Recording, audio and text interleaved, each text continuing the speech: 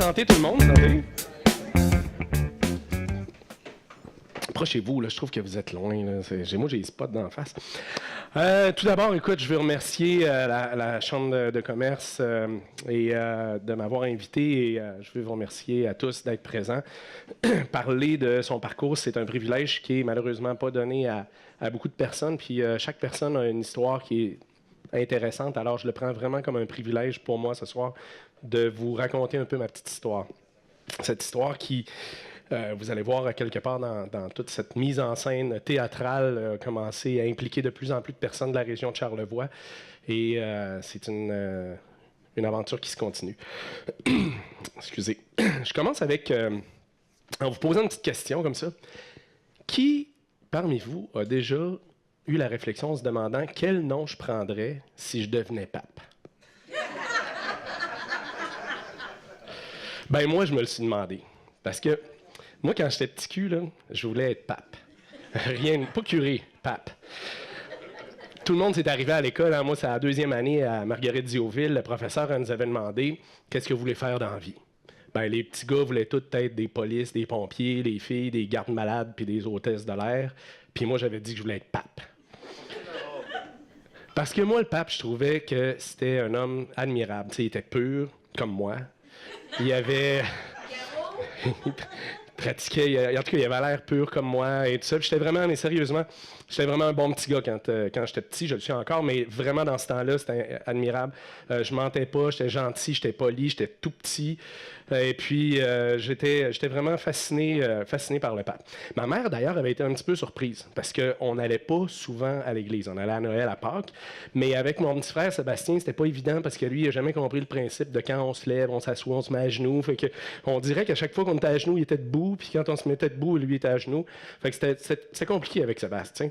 Fait que, on n'allait pas beaucoup à l'église. Mais quand même, c'était comme ma passion.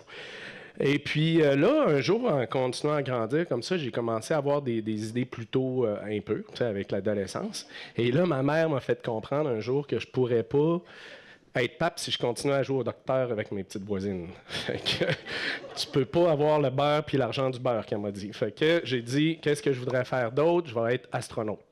Et puis là, j'ai commencé mon parcours d'astronaute en disant, il va falloir que je devienne ingénieur. Puis c'est réellement ça qui est arrivé dans la vie. Je suis devenu un ingénieur. Alors, rien vraiment là, qui me plaçait dans une position pour devenir un jour un entrepreneur. C'était pas du tout dans mon plan de match. C'était vraiment jouer sur des ordinateurs, j'aime encore ça aujourd'hui, puis faire de l'électronique. Alors, c'était ça. Mais malgré tout, il y avait des signes avant-coureurs parce que quand j'étais petit, comme peut-être bien d'autres personnes, à un moment donné, je me suis lancé en affaires. J'avais regardé, j'avais vu chez Distribution Consommateur, il y avait une machine à slotch. Une petite machine à slotch Snoopy à 12 piastres. Puis là, je me suis dit, si je m'achète ça, je vends ça en slotch, je rentre dans mon argent, puis je vais commencer à faire de l'argent avec ça. Fait que je m'étais acheté ça, mais tu sais, une machine à slotch, il faut s'entendre, là, ça ressemblait plus à une râpe à fromage. C'était comme une manivelle, tu mettais de la glace, tu tournais ça. Là. Ça n'a pas très bien marché, fait que maintenant, ils ont transformé ça en râpe à fromage. Puis, ça n'a pas très bien été parce que finalement, la maison, par rapport à l'endroit où il y avait du monde qui passait, c'était très loin, puis la glace fondait avant que j'aie le temps de vendre de la slotch. J'en ai vendu 4. Fait que ça n'a pas été un très gros succès, mais quand même, tu sais, un petit apprentissage là, je devais avoir 12 ans.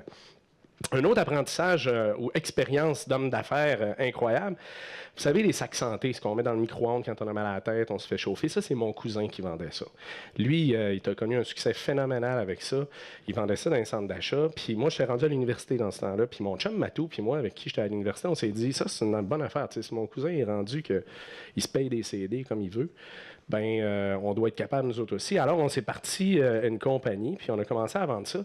Puis mon cousin, lui, c'était à la Place Laurier, il en vendait. Fait que nous autres, on a dit, on était à Sherbrooke, à l'université dans ce temps-là, on va vendre dans le temps de Noël des sacs santé. On y en a acheté un bundle, puis on est allé dans un centre d'achat. Place de l'Estrie, c'était vraiment très cher. On n'avait pas une scène. Fait qu'on est allé dans un centre d'achat, mais le plus miteux de Sherbrooke. Je pense qu'il restait juste le kiosque qui vendait des billets de loterie. Il n'y avait rien d'autre. Fait qu'on est allé s'installer là. On a été pendant 3 jours à essayer de vendre des sacs santé. Il fallait en vendre 100 pour rentrer dans notre argent. Puis je pense qu'encore une fois, on en a vendu 4. Puis il y a un bonhomme qui nous avait négocié un 2 pour 1. Alors le rendement n'a pas été là. Ça a été une super bonne leçon pour moi, par contre. une leçon que je répète souvent à ceux qui signent des ententes d'exclusivité de bière, là, c'est que, tu sais, des fois, là, ce qui te semble être le meilleur deal, c'est peut-être pas le meilleur deal. Le kiosque était pas cher, mais s'il y a personne qui vient pour acheter tes sacs, ben, ça fait pas ben. Fait que, tu sais, des fois, je dis ça à du monde qui me dit ah, malheureusement, j'ai signé une entente, je peux pas vendre ta bière. Voyons, champion, ça se vend plus, cette bière-là. C'est ma bière qui se vend, puis bon. OK, fini de parler de ça. On va revenir à Capalègue. On va revenir à mon enfance. Donc, je suis vraiment un gars de la plage. J'ai grandi sur la rue des Bateaux Blancs à Capalègue avec ma petite gang. Et puis, un jour, à l'âge de 10 ans, il a fallu déménager. Mon père avait trouvé une job à Québec. Et puis, tu sais, c'est spécial parce que toi, tu es habitué, tu as ta petite gang d'amis, tu es un des toughs, tu as ta gang, c'est facile, ça va bien. Et là, on déménage à Cap-Rouge, dans un super beau quartier, franchement, là. Mais il y avait déjà du monde qui était là. Puis, là, tu tombes, tu es tout seul. Puis, il y a toutes les petites gangs qui sont déjà là. Fait que ça a été comme un gros choc pour moi. Jusqu'au jour où, à un moment donné, moi, je savais pas ça, mais il y avait des Anglais. Je savais même pas que ça existait, des Anglais. Il y avait des Anglais dans notre quartier. Puis là, il y a quelqu'un qui passe à la course à côté de moi. Frédéric Desrochers. Il passe à la course à côté de moi, puis il dit « T'es-tu dans une gang, toi? » Fait que là, je suis là « Non. » « Ben, viens-t'en, on s'en va se battre avec les Anglais. » Moi, je m'étais jamais vraiment battu dans ma vie, là, sauf une fois, j'avais failli me battre à Marie-Gardioville. Je pense que j'avais donné un bec à Marie-Lise Tremblay, puis le gars qui courait après n'était pas content, il était vraiment, vraiment plus gros que moi. Il avait voulu me casser la gueule. Mais finalement, tu sais, j'avais négocié ça avec lui. J'avais dit, je te laisse Marie-Lise Tremblay, tu me laisses mes dents. Puis on avait réglé ça comme ça. Puis, mais là, finalement, ben là, tu sais, je me dis, crème, j'ai pas d'amis. On va aller se battre avec les Anglais. Fait qu'on part, puis on s'en va pour se battre avec les Anglais. Puis c'était comme, tu sais, la guerre des tucs, mais au lieu d'être des mottes de neige, ben, tu sais, là, c'était comme chacun essayait de se mesurer quelqu'un, puis tu te plaçais. Puis comme je vous dis, moi, tu sais, l'anglais, là, je pensais que ça se faisait en chanson. J'étais un gros fan d'Elvis, tu sais, puis mais Elvis, tu sais, dans Blue Hawaii, il parlait en français, puis il chantait en anglais. Fait que moi, je pensais que c'était juste pour chanter l'anglais. Puis honnêtement, gros fan, moi, je faisais des concours avec ma cousine de chansons d'Elvis. C'était vraiment, je connaissais toutes les paroles par cœur, là, tu sais, comme A chewing a big hot dog. Fait que, tu sais, j'étais vraiment, puis je pourrais faire Love Me Tender, toute la gang. Là, on arrive avec les Anglais. Il me dit quelque chose. Je lui sors la seule phrase après que je connais. Je dis « Wing, ching, wing, hot dog ». Fait que là, il m'a frappé. Je suis parti avec finalement une dent de moins. Puis là, je pleurais. Je suis retourné chez nous. Puis là, je me suis dit, un jour, il va falloir que j'apprenne l'anglais. Il faut que je me défende parce que je ne pourrai jamais me battre. Moi, c'est juste par le discours que je vais sauver ma vie. Fait que c'est devenu comme une mission pour moi là, d'apprendre l'anglais. Mais entre-temps, on rentre à l'école, on est à Cap-Rouge, je m'en vais dans une des meilleures écoles, Séminaire Saint-François. J'étais choyé parce que mes parents, on se comprend, c'est dans le temps ceux qui ont vu le film 1981 là, de Ricardo Troggi, là, on vivait la même affaire, les taux d'intérêt 22%, mais quand même, on allait au Séminaire Saint-François, mon frère puis moi.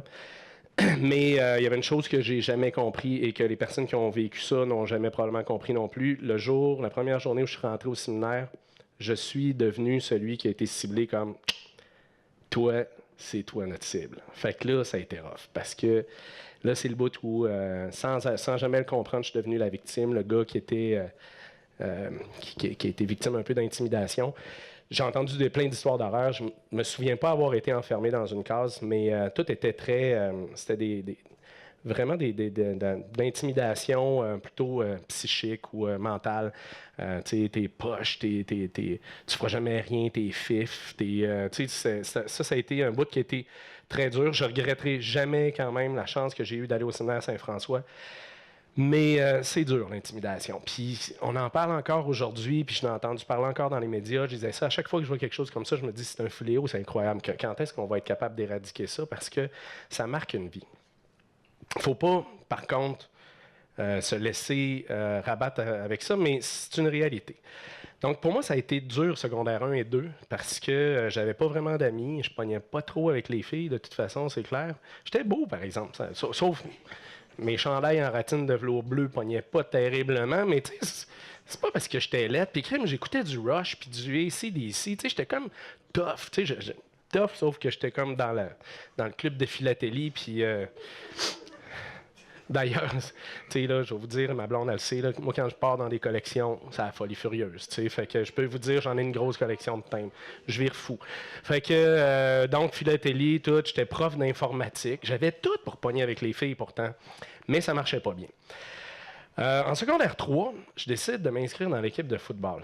Puis c'est pas parce que je voulais me faire des amis, c'est parce que même si je mesurais 4 pieds 1, 122 livres avec la soude de skidoo sur le dos, là, j'étais quand même un gros tripeux de football. J'aimais ça, c'était mon sport préféré. Mais je vous garantis que les gens ont ri. Parce que là, ils ont dit, hey, Tremblay dans l'équipe de football, c'était la compétition. Combien, qui allait me sortir, puis qui allait faire que j'allais repartir voir le père Boulay puis dire, that's it, je sors de l'équipe. J'ai joué 3 ans, secondaire 3, 4, 5. C'est quand même pas pire, tu sais, j'ai toffé. J'ai joué au football en secondaire 3, j'ai joué sporadiquement. Secondaire 4, comme tu sais, là, j'arrivais à un autre niveau, je commençais à être bon. Secondaire intérieur, je pense que j'ai joué à la défensive pendant toutes les games, à tous les jeux. On arrive après ça en secondaire 5, là on tombe à un autre niveau. Puis là, ben, ça a été un petit peu plus dur. Mais au-delà du sport lui-même, c'est un de mes premiers grands apprentissages que j'ai fait quand j'étais au séminaire. Puis c'est pour ça que quand les gens me disent « Mon fils joue au football, j'ai peur, ça fait mal », pour moi, ça a transformé ma vie parce qu'à ce moment-là, j'étais rendu tellement... Je n'avais plus confiance en moi, j'étais un petit peu tout seul dans mon coin. Puis vraiment, l'esprit d'équipe, ça a été quelque chose qui m'a boosté, qui m'a remonté. J'ai été capable de rechercher un peu de respect là, des personnes qui étaient mes bourreaux auparavant. Mais quand même, ça a été un apprentissage de vie. Puis une des choses aussi qui m'a beaucoup, beaucoup marqué, c'est l'année où est-ce qu'on avait des coachs qui étaient tough puis qui nous faisaient rentrer dedans. On a fini dernier de la Ligue. Le père Boulay a changé de coach. L'année d'après, on avait des coachs qui ont commencé à nous dire « Non, non, vous allez apprendre à plaquer, vous allez apprendre à avoir des techniques. » Là, on se tirait tout à terre. On ne savait pas trop comment faire. Ça a été dur. Le monde voulait lâcher l'équipe. Puis on a fini en finale de la Ligue. Fait que ça, c'est un autre apprentissage. Des fois, c'est ce qu'on fait puis ce qu'on a toujours fait, c'est pas nécessairement la bonne manière. Les coachs étaient arrivés, eux autres, ils avaient dit toi, Luc, t'es pas capable de bloquer sur le sens du monde, t'attrapes bien des passes, tu vas jouer à saveur. Toi, t'es pas capable d'attraper, puis tu bloques bien, tu vas aller là. Puis toi, Tremblay, t'as pas de talent, tu vas jouer sur le banc. C'est là que l'équipe s'est mise à bien aller. Mais plus sérieusement, tu sais, il y a toute cette histoire-là d'être à sa place, puis apprendre à faire sa part pour l'équipe, puis être capable de comprendre les forces, les faiblesses, puis comment on est capable de travailler ensemble pour faire quelque chose qui est plus important. Moi, l'esprit d'équipe du football, ça a vraiment marqué ma vie. Là. C'est quelque chose qui a vraiment transformé là, le petit garçon qui était un petit peu timide que j'étais. Une autre chose qui a été majeure, je vais vous le montrer. Je l'ai apporté. C'est mon petit pantin qui est ici. J'espère que je ne le briserai pas. Ça, c'est une des choses. Je suis un petit peu nerveux. Là. Ça, c'est une des choses aussi là, qui a été extraordinaire pour moi. Ce petit bonhomme-là, là, c'était quand on était en secondaire 5. Je ne sais pas si ça existe encore, les jeunes entreprises dans les écoles secondaires. C'était des entreprises qu'on formait dans les écoles. Puis on était en secondaire 5, nous autres. Puis chaque école avait son entreprise comme ça. Nous autres, notre entreprise, elle s'appelait la compagnie L'Idéal. Puis on fabriquait ces petits bonhommes-là, et puis on les vendait. Puis à la fin de l'année, il y avait un gala pour dire qui était l'entreprise de l'année, l'entrepreneur de l'année, tout ça. Donc nous, on fait ça. Bien entendu, dans les entreprises, ça prend des présidents, des vice-présidents. On forme toute notre équipe. Bon, j'étais rendu dans l'équipe de foot, mais j'étais quand même pas encore le gars qui pognait le plus avec les filles. Fait que les gars, tu sais, la gang de hot, là, les blonds, là, tu sais, ceux qui sont comme dans... un peu dans Archie, là, avec Betty et Véronica, là, ceux qui pognaient. Là, ben, eux autres, ils sont donnés président, vice-président, tout ça. Puis, moi, à un moment donné, il était là, ben, Tremblay, toi, tu es directeur des ventes. Fait que je me suis ramassé directeur des ventes. Je reviens à la maison, je dis à mon père, je suis directeur des ventes de ma compagnie, L'Idéal. Puis là, il faudrait qu'on vende des petits bonhommes. Mon père, lui, était dans les artisans, puis il faisait des salons des artisans, des choses à Place Laurier, puis tout ça. Fait qu'il me met en contact avec les directeurs des centres d'achat. Il n'est pas venu avec moi, il m'a dit, Yann, fais un grand garçon, va-t'en. Fait que je suis allé serrer des mains. Puis j'aimerais savoir un kiosque, comment est-ce qu'on procède. Puis fait qu'on a réussi avec notre petite compagnie à Place Laurier à avoir à Noël, à Pâques, des kiosques où on vendait nos petits bonhommes. C'était pas cher, là. On vendait ça 6-7 piastres. By the way, s'il y en a qui ont besoin de des levées de fonds, là, ça pogne, c'est fou. Je vais vous donner les plans. Puis donc, on a commencé à vendre nos petits bonhommes. Tout ça pour arriver à la fin de l'année, quand on se préparait pour aller au gala qu'il y avait au Château Frontenac. Bien, on était l'entreprise qui avait vendu le plus haut plus grands chiffres d'affaires, les plus grands profits de toutes les entreprises de la région de Québec. Fait qu'on s'en allait là, la tête haute, en se disant, pense qu'on a des chances. Et on arrive là, l'école, tout ça, le gala, un peu comme les Kings non pas les Kings, les Knights de Vegas, ben ça a fini là un peu. On n'a pas gagné. Mais quand même, on était très fiers. Fait que c'est une autre école qui a remporté entrepreneur de l'année et tout ça. Mais là où est-ce que ce petit bonhomme-là a changé ma vie, c'est Archie, là, que je vous parlais tantôt, le gars le plus populaire de l'école, là, qui se promenait tout le temps avec les belles filles. Puis tout le lendemain, à l'école, il me voit et il dit « Tremblay, toi, là, c'est toi qui aurais dû gagner ça, l'entrepreneur de l'année. » Là, j'étais comme tabarouette. La seule fois qu'il me parle, d'habitude, c'est « Tasse-toi, Tremblay. » Fait que là, il me dit ça, tu sais, puis il dit honnêtement, là, il dit t'as travaillé, t'es incroyable, t'es quelqu'un. Puis tu gagnerais à te faire connaître un peu plus. Fait que là, j'ai fait tabarouette. Fait une secondaire 5. Je dis, ben, OK, on va au cégep, fait que ça va être le temps, tu sais, je vais quand même en profiter. Puis là, ben justement, il arrive le temps du cégep. Où est-ce que tu t'en vas? Tu habites à Cap-Rouge, tu as 5 cégeps alentour de toi. Je m'en vais en technique de génie physique à la Pocatière. Ma mère me l'a appris quelques années après, elle était démolie parce que mon père venait de déménager à Montréal pour sa carrière. Donc, on attendait pour savoir si on allait déménager avec lui. Mais toutes les soirées, moi, je les passais avec elle. Après le souper, on parlait, puis on avait une relation, on se parlait beaucoup. Mon frère Sébastien, lui, il arrivait à la course, il mangeait debout de son spaghetti, puis il repartait jouer dans la rue avec ses chums. Mais moi, j'étais plus posé. Fait que ma mère, ça y a fait beaucoup de peine, mais elle ne me l'a jamais dit à ce moment-là, elle me l'a raconté par la suite.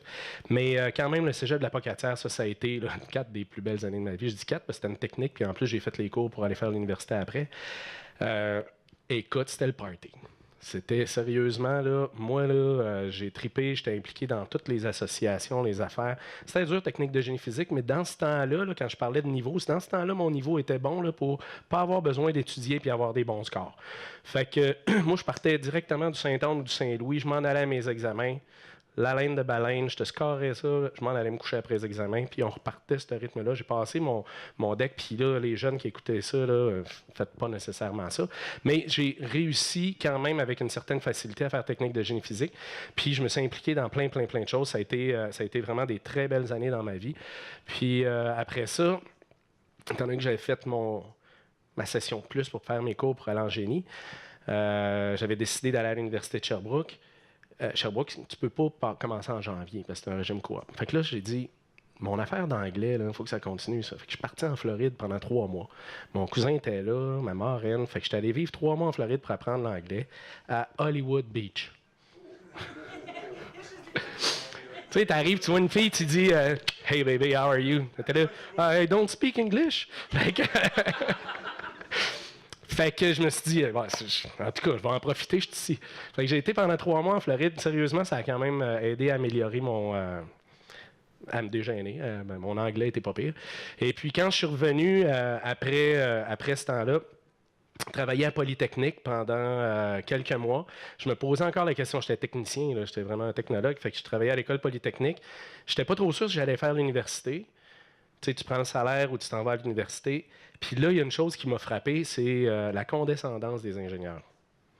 Excusez les ingénieurs, mais j'en suis un, là, mais les étudiants en génie, là, ils étaient là, puis il n'y avait aucun respect pour moi comme technicien. Puis moi, j'aurais pu leur en montrer des affaires. Il y avait un problème, une dichotomie. C'est comme s'ils se faisaient dire qu'ils étaient Dieu à la première année d'université après avoir fait Sciences Pures, puis que nous autres, on avait étudié, puis on savait ce qu'on faisait, mais ils ne voulaient pas rien savoir. Fait que là, la décision, elle a été assez vite. Ça a été je m'en vais à l'université, c'est clair que je ne ferai pas ça. Puis oui, je suis allé faire l'université parce que ça ne me tentait pas de vivre ça, mais aussi, ça m'a fait me rendre compte puis me dire, jamais, Fred, il va falloir que tu considères une personne par son diplôme, par son titre. C'est frustrant puis c'est pas mérité. Fait que je suis allé faire mon université à Sherbrooke. Ça aussi, ça a été des belles années. Mais comme en secondaire 5 au football, j'étais arrivé, puis bang, j'ai frappé un mur. J'ai essayé de partir la première session comme je faisais au cégep, mais là, à l'université, tu es pogné avec la crème de Sciences Pures de toutes les autres cégeps. J'ai eu 4 échecs, je pense que j'ai passé un cours.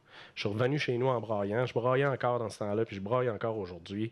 Je suis revenu chez nous, puis j'ai dit c'est fini, tu sais, ça marche pas. Mais finalement, J'étais allé à l'autre session, j'ai amélioré un peu, j'ai continué à travailler, puis j'ai réussi à passer à travers ces moments difficiles de l'université.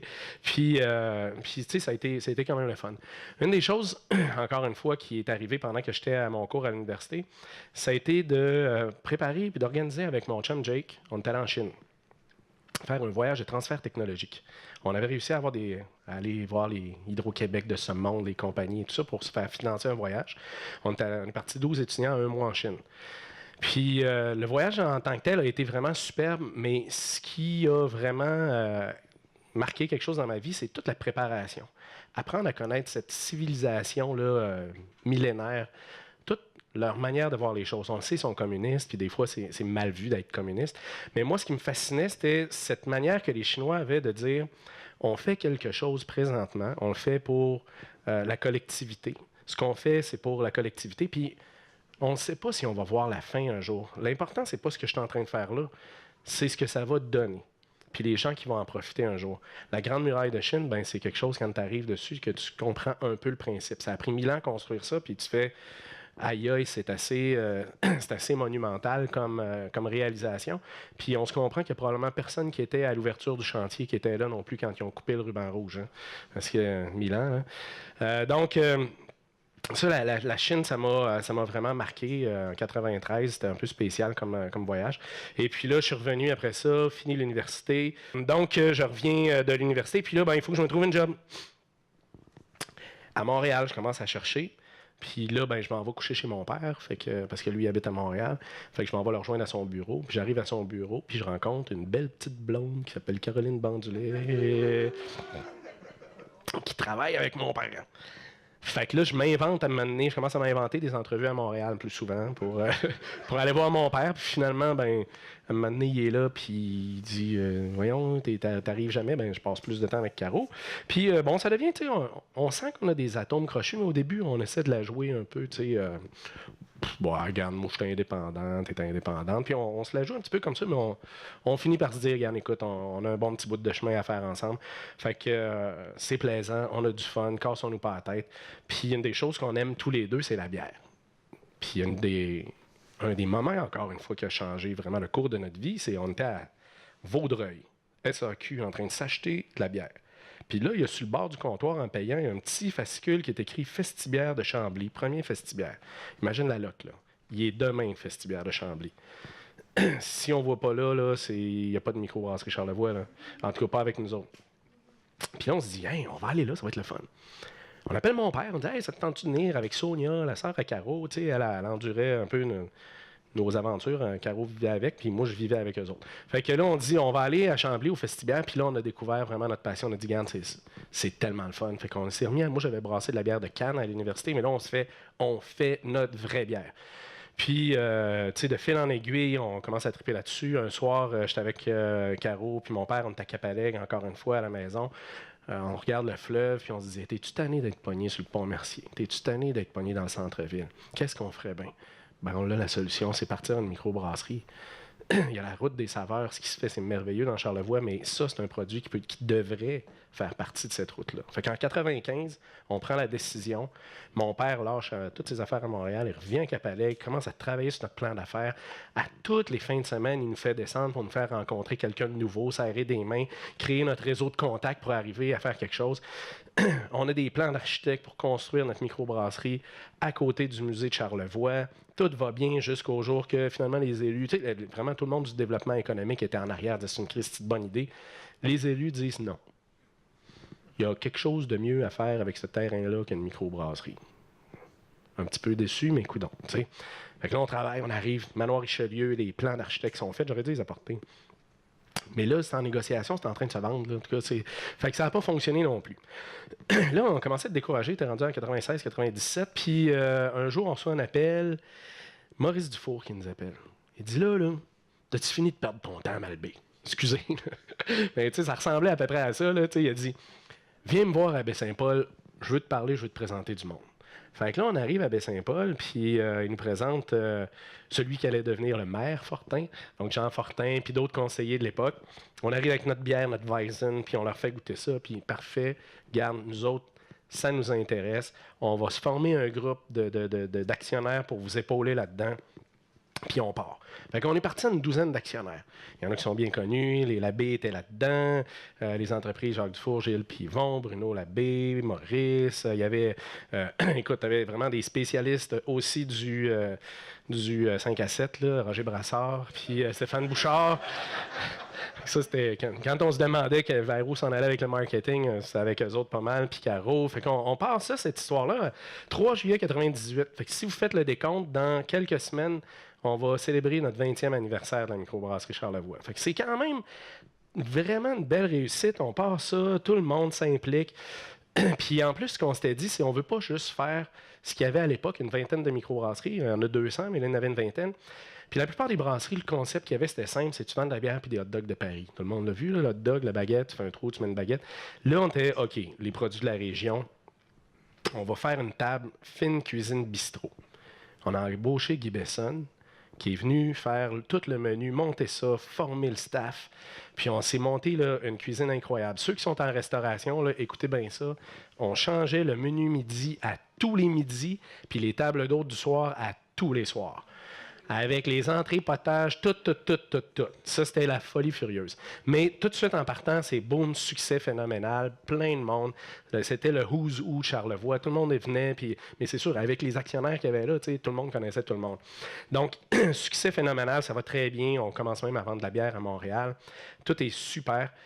Jusqu'au jour, en 99, où, vers la fin du mois d'août 99, la caisse nous appelle pour nous dire « Excusez, mais les payes ne passeront pas. » On dit « Comment ça, les payes passeront? Il n'y a plus d'argent dans le compte. » Là, on se dit « Ça se peut pas. Écoute, il y a du monde plein la terrasse. » Là, on commence à vérifier nos choses et on se rend compte qu'on s'était fait voler notre argent par notre comptable.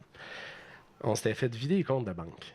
Puis c'était comme « Qu'est-ce qui s'est passé là? » Fait qu'on commence à faire des enquêtes, on embauche du monde, puis on se rend compte là, que finalement, il n'y en a plus d'argent.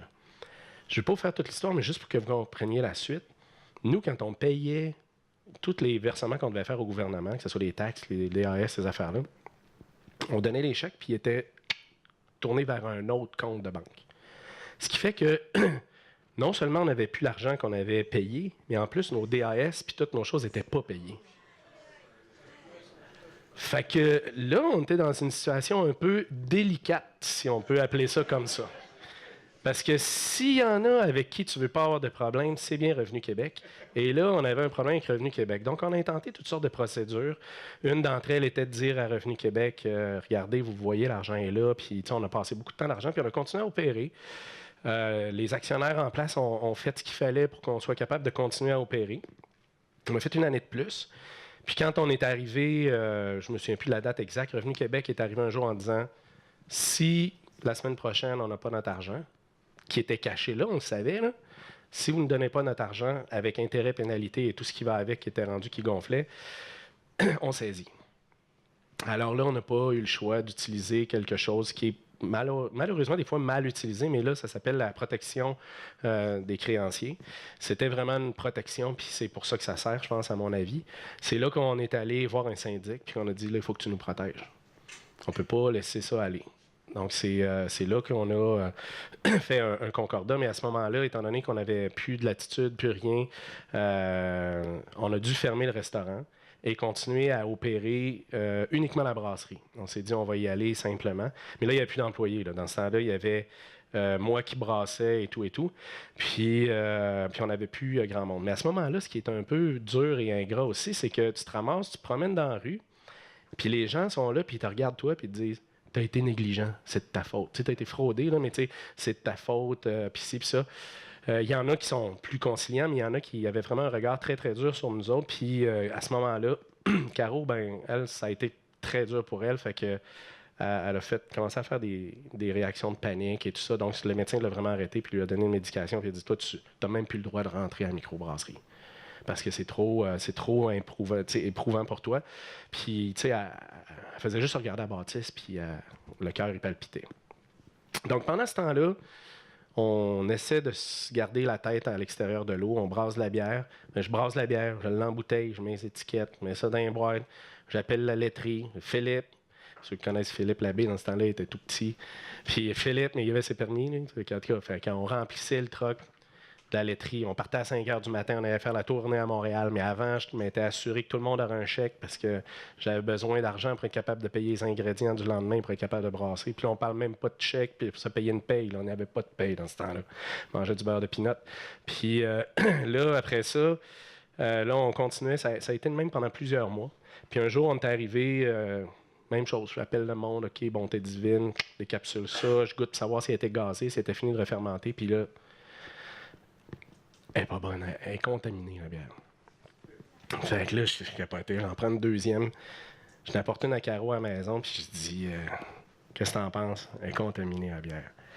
Et là, on n'a plus d'argent, puis on est confronté à une bière qui n'est pas bonne. On se dit, si on la met sur le marché, c'est notre réputation, mais si on la met pas sur le marché, on vit même plus. Fait que, qu'est-ce qu'on fait? Puis on s'est dit, non, tu sais, à long terme, là, la réputation est plus importante encore que les difficultés financières. On va la détruire. Fait que Caro est venue avec moi cette soirée-là, puis s'est installée, on a enlevé la trappe du dallo, là. S'est installée avec une chaise, elle s'est pris un opener, puis j'ai apporté la palette, toutes les caisses, une après l'autre, elle a vidé toutes les bouteilles, une après l'autre, on les a lavées. On ne pouvait pas les jeter parce que les étiquettes coûtaient 30 cents, puis les bouteilles coûtaient 25 cents. Fait qu'on a tout relavé les bouteilles. On les a mis dans un coin, puis on s'est dit, ben là, on a une coteilleuse qui s'en vient. On va attendre que la coteilleuse soit prête, on va la vendre, puis on va se racheter les ingrédients pour refaire une bonté divine pour remettre là-dedans. Puis on a réussi à brasser ça. Mais à ce moment-là, cette journée-là, je vais vous dire, quand je regardais ma blonde qui était en arrêt de travail, qui était en train de déboucher des choses, je me suis dit, pourquoi? Pourquoi elle a fait ça? Tu sais, parce que nous autres, on était juste deux jeunes qui avaient envie de partir un projet intéressant avec plein de monde qui ont cru en nous autres, qui ont investi dans nous autres. Puis il y a une personne qui avait besoin d'avoir encore plus d'argent qu'elle en avait déjà. Puis elle, ça n'a eu aucune importance. Ça a été, regarde, c'est mon bien, moi, il faut que j'aie de l'argent. Puis, en tout cas, tu sais, ça a été très, très difficile à accepter, mais en même temps, on a réussi à passer à travers, puis on a dit... advienne que pourra, on y va all-in. Et puis là, ben, quand tu es sur la protection de la faillite, ben, à un moment donné, il faut que tu fasses une proposition. On a dû remonter un plan d'affaires, faire une proposition à nos créanciers pour être capable d'avoir leur OK pour poursuivre, sinon on tombe en faillite. Puis là, Revenu Québec aurait été bien content.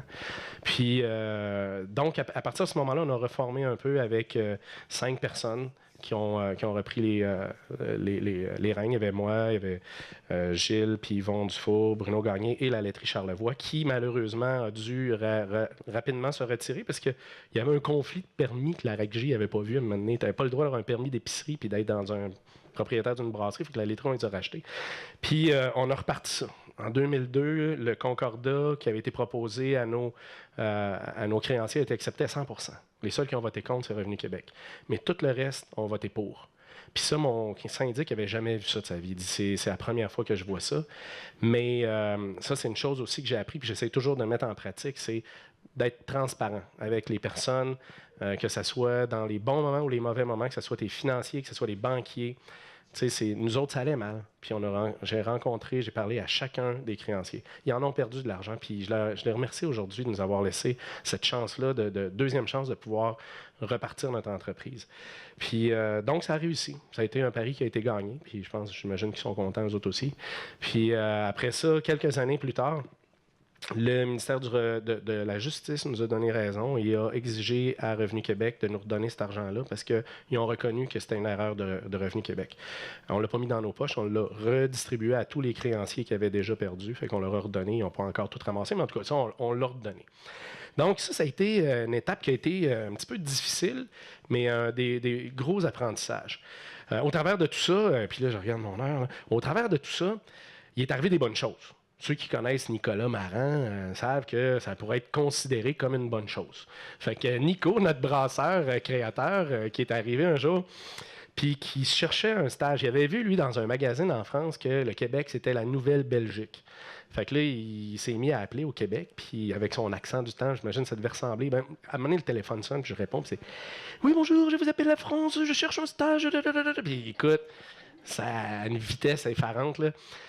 Puis moi, ben, je me dis, j'étais déjà allé visiter la Belgique, l'Europe, puis j'avais compris qu'ils ne comprenaient pas quand on parlait de même. Fait que j'ai switché en français rock voisine. J'ai dit oui, ça me ferait plaisir de poursuivre cette discussion intéressante avec vous et en savoir plus sur les tenants et aboutissants. Nico s'est dit super. Il avait appelé partout, il avait appelé à Barberie, Unibrou, puis tout. Il dit all right, Charlevoix, il parle français comme en France. C'est là que je m'en vais. Le premier jour qu'il est arrivé, Nico, on l'a amené au Genévrier pour manger un brunch. T'sais, déjà, c'était tout un choc pour lui là, d'avoir des bines avec des crêpes, puis du bacon, puis des saucisses. Deuxième choc, à un moment donné, j'entends en arrière de moi Richard, la voix technique qui arrive. Là, j'entends « Oh, le tabarnak, frère, qu'est-ce que tu fais ici le matin? » Là, je dis Richard, viens ici, je te présente Nicolas, mon Français, qui vient de rentrer, il est en stage ici. Fait que là, il était là. « Français? Hein, français? » Donnez ce français! Fait que là, Nico s'est rendu compte qu'il y aurait de l'ajustement de langage à faire s'il pensait qu'on parlait vraiment comme en France. Donc, ça a été. Là, c'est là que tout. On est passé, la fraude est passée, on est reparti. 2003, on double la capacité, on s'installe avec les nouvelles cuves que je m'en vais chercher à Cleveland avec Nico, on installe ça. Des équipements usagés, super apprentissage parce que. On a appris c'était quoi remonter une brasserie. Puis là, ça nous a permis de se dire qu'est-ce qu'on voulait avoir dans la prochaine, celle de rêve qu'on voulait se construire. En 2005, on fait déjà une annonce, on commence à faire même un peu de chantage à la ville de Baie-Saint-Paul en disant si on n'a pas un terrain, on déménage. On voulait avoir une terre agricole, on voulait cultiver nos ingrédients, on voulait faire une ferme brassicole. Malheureusement, la CPTAQ, quand je les avais rencontrés, puis je leur ai montré les plans, ça ressemblait à une ferme, c'était super beau. Ils ont dit c'est bien une valeur, mon petit gars, mais tu sais, c'est pas parce que ça ressemble à. Tu sais, si Bombardier arrive demain pour faire des skidoo dans une usine qui ressemble à une ferme, on leur donnera pas le droit. Là, je dis, à ta peu, entre faire des skidoo chez Bombardier, puis transformer du houblon, puis de la camomille, puis du blé en bière, il y a quand même une différence, mais il n'y en avait pas au Québec. Fait que, on parle de notre projet, on se dit, OK, on veut faire ça, sinon on s'en va, plein de municipalités nous appellent. Mais tu sais, on voulait quand même rester à Baie-Saint-Paul, bien honnêtement.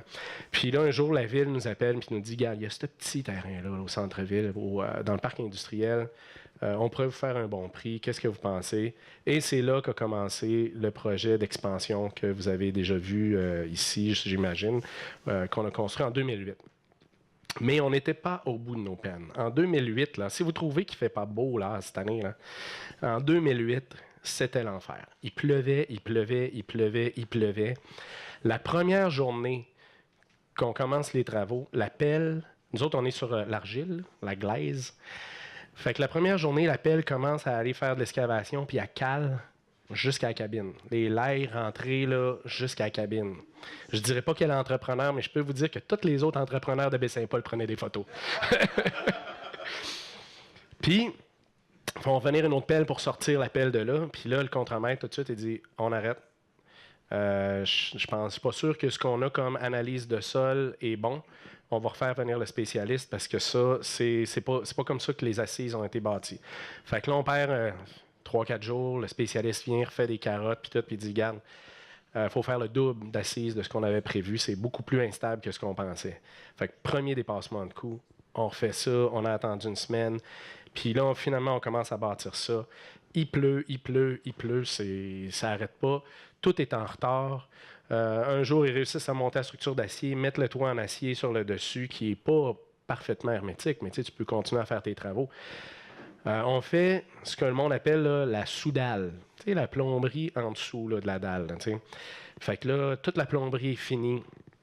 On met le sable de plage là-dedans. Le lendemain, on coule le béton. On est super content de notre affaire.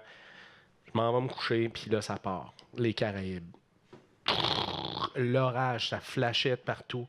Il pleuvait, j'en revenais pas. Le lendemain, là, j'avais peur, mes pires craintes se sont révélées vraies quand je suis arrivé sur le chantier après. Toute la plomberie flottait au-dessus du sable. Fait que là, il a fallu venir tout ressortir, tout redéfaire, tout reconstruire, tout refaire. Ça a été vraiment assez rough, tu sais. Fait que là, on se ramasse avec des retards. Nous, on a commencé à payer les prêts. On n'est même plus sur les moratoires parce que tout est tellement retardé. On devait avoir notre brasserie, la bâtisse livrée pour la fête les vacances de construction pour installer notre brasserie. La première bière était prévue pour sortir pour la fête du travail.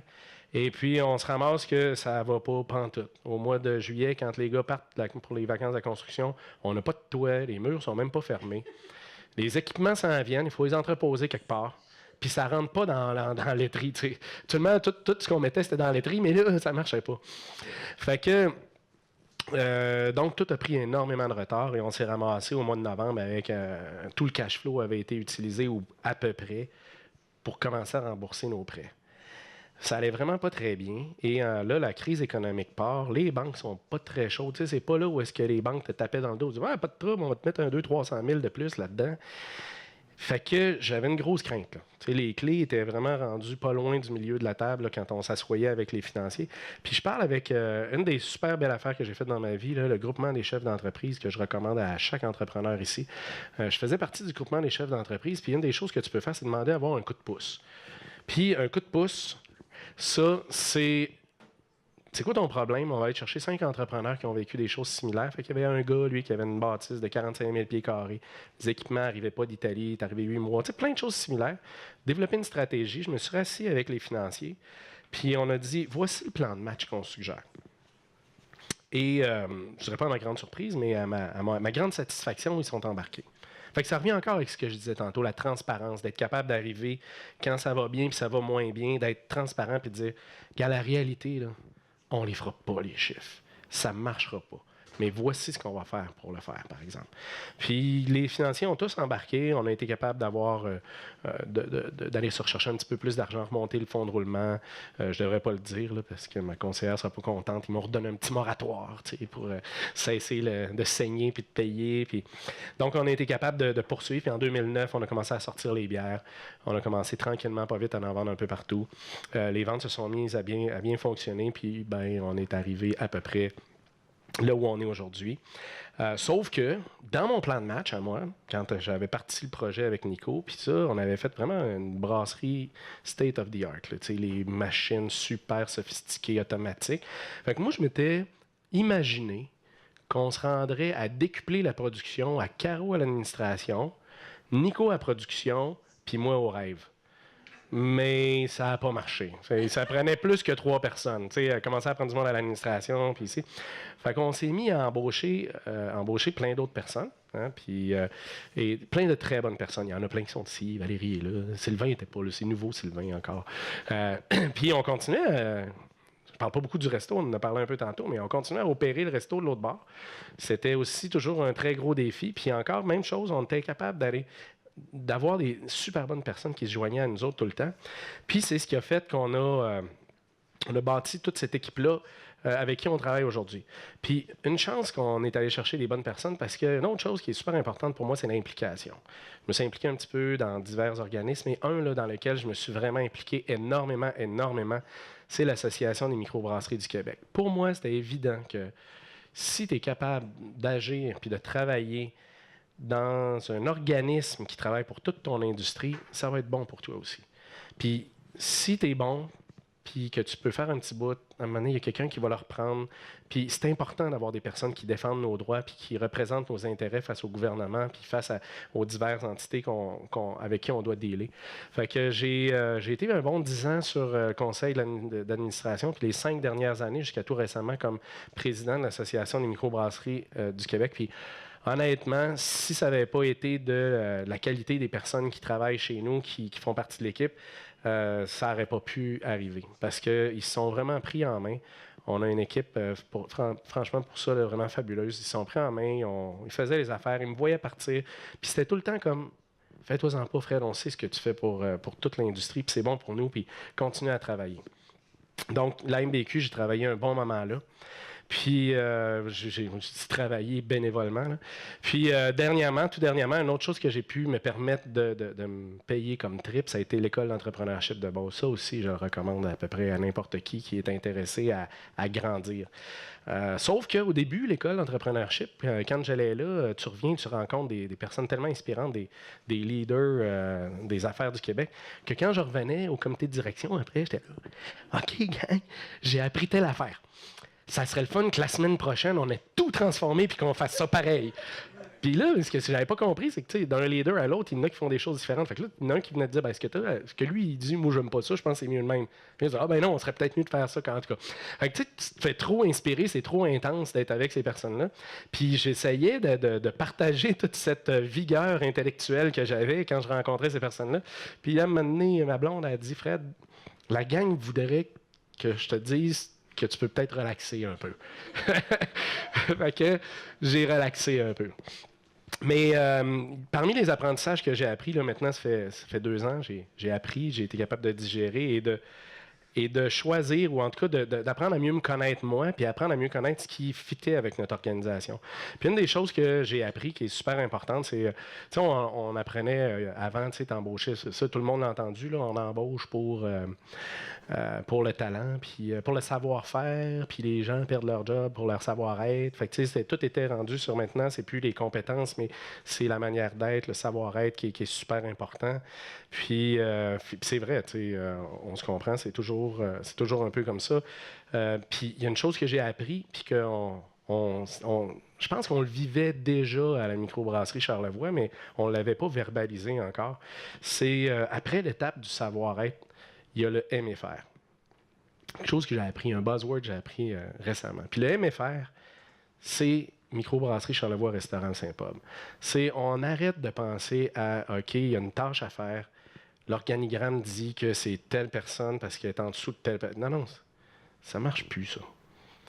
Le MFR, c'est y a-tu quelqu'un ici qui aimerait ça faire telle tâche? OK, tout est en marketing, puis ça, c'est de la vente, ou c'est. Ben regarde, on va le faire comme ça. Il y a plein de personnes qui sont venues travailler, qui travaillent avec nous, qui vivent avec nous à la microbrasserie Charlevoix, qui sont rentrés en appliquant sur un poste, puis qui sont plus pantoute sur ce poste-là. Ils sont complètement ailleurs. Parce qu'à un moment donné, on essaie de garder ça une espèce de terreau fertile où est-ce qu'il n'y a pas de limite. Puis ça a permis aussi de mettre en place l'autre chose que j'apprenais ou que quand tu es un jeune leader d'entreprise, tu as le sentiment que, comme boss, tu dois avoir les réponses à toutes les questions. Pour démontrer que tu es hot, là, tu t'en vas dans un meeting, puis là, le monde pose des questions. Ah, faire ça, faire ça, faire ça. C'est un peu à la Trump. Mais à l'école, une des choses qu'ils nous avaient appris un peu, c'est. Ouais, j'avais parlé avec un des bons leaders qui m'a dit, tu sais, il y a meilleur que répondre à savoir toutes les réponses, c'est savoir toutes les questions. Poser toutes les bonnes questions. Parce que là, en plus, tu impliques les gens. Steve Jobs disait, tu sais, c'est stupide, on embauche des personnes hyper compétentes, puis après ça, on leur dit quoi faire. Ça devrait être l'inverse. C'est eux autres qui doivent nous dire quoi faire. Fait que j'ai commencé à mettre ça en place à un moment donné pour dire, regarde, je vais essayer de poser les bonnes questions. Puis l'autre étape avec le MFR, ce que j'aime beaucoup dans ce qu'on est en train de mettre en place à la microbrasserie Charlevoix, c'est tu n'as même plus besoin de poser des questions. Tu développes une espèce de synergie puis une culture d'entreprise qui fait en sorte que les gens attendent plus que tu poses des questions. Ils sont juste en train de se dire ça serait bon pour l'entreprise. Et ils ont le sentiment que de toute façon, ils ne passeront pas pour des niaiseux ou, ils vont voir la personne qui peut faire un changement, qui peut faire changer les choses, puis dire je pense que ça ferait du sens. Puis après ça, tu t'assois en gang, tu dis c'est vrai que ça ferait du sens. Fait que, puis ça, c'est un bel anglicisme, là, ça ferait du sens, excusez-moi, mais c'est vrai que ça serait bon pour l'entreprise, c'est vrai que ça serait bon pour l'équipe. Donc, c'est un peu ça. Là. Comme vous voyez, moi, je pense que présentement, je suis en train de vivre les plus belles années de ma vie. Là. C'est quelque chose d'extraordinaire de se sentir partie d'un projet comme celui-là. Plus se sentir comme le boss du projet, mais se sentir partie d'un projet là, qui est mobilisant. Et je pense que tous les gens qui sont chez nous ressentent un peu la même chose. Souvent, on se dit, ce qui est bon, c'est d'essayer de s'entourer des bonnes personnes puis de trouver les bonnes personnes. Puis nous, on est rendu ailleurs maintenant. On est rendu à la place où est-ce qu'il faut dire, voici c'est quoi Microbrasserie Charlevoix pour aider les personnes qui ont envie de vivre ça à nous trouver puis à venir nous joindre. Parce que c'est vraiment ce qu'on fait, la responsabilité qu'on a, tout le monde, Valérie, Sylvain, Sylvie qui est ici, il y en a-tu d'autres que je ne vois pas, Caro, pas besoin de le dire, et moi, c'est de faire vivre ça, cette chose-là, qui fait en sorte que on est une manière de vivre. On est vraiment une manière de vivre. Tu t'en viens, microbrasserie Charlevoix, il y a quelque chose de spécial que tu vis là. Donc, je vais essayer de conclure avec ça. Donc, comment vous dirais-je? Je pense que c'est important dans la vie de ne pas travailler pour le cash, rapidement, là, parce que sinon, si j'allais travailler pour le cash, ça aurait été un échec monumental de se faire voler comme ça. Alors, on se comprend, l'argent, c'est un outil, l'argent, c'est une fin, c'est un moyen, puis c'est important. T'sais, si vous demandez à Sylvain, oui, je regarde les états financiers, puis oui, on regarde, c'est pourquoi que ça ne marche pas. Mais c'est pas une fin. Si c'est une fin, c'est vraiment plate. Puis l'autre chose qui est malheureusement encore un un mal de ce temps, c'est l'intimidation, puis se faire dire que on n'est pas bon, que tu n'as pas droit à tes rêves, que tu n'es pas une personne qui va aller loin dans la vie. Ça, si jamais vous êtes ça ou quelqu'un, vous connaissez quelqu'un, ben dites-vous que moi, c'est ce que je me faisais dire, pas par ma famille, soyons très clair, j'étais chanceux, j'avais une famille extraordinaire, mais dans mon environnement immédiat, puis ça n'a pas sa place. Sinon, moi, je serais pas là ici en train de vous dire comment on vit bien à la microbrasserie Charlevoix. Fait que s'il y a des jeunes un jour qui entendent ça puis qui sont victimes d'intimidation, ben lâchez pas. Croyez en vous. Puis dites-le au monde que vous êtes quelqu'un. Merci beaucoup.